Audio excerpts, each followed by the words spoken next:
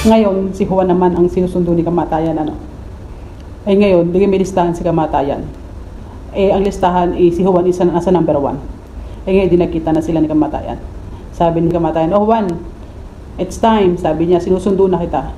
Sabi niya, "Ganun po ba?" Sabi niya, "Wala po bang option? Kasi hindi pa po ko ready." Sabi, "Wala, ito na talaga yung time para umalis ka." Ngayon, sabi, "Siya, sige po, bago tayo umalis, magkape ka muna at magre-ready ako." Sabi ngayon Juan, ano.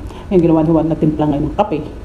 Sa kape, nilagyan ngayon ni Juan ng pampatulog. Di binigay na kay kamatayan, ano. Di si kamatayan, inom ng kape. Ngayon nakatulog si kamatayan. Tapos di ginawa ni Juan, pinaltan niya yung listahan. Di siya nasa unahan, inilagay niya sa panghuli. Nasa panghuli siya ngayon. Hindi nagising na ngayon si kamatayan. Sabi ni kamatayan, "Siya Juan, dahil nakita kong ang kabutihan mo at kabaitan mo, bibigyan pa kita ng chance." Sabi niya, "Since nagsimula ako sa number 1, ngayon, mag-i-start ako sa number 10.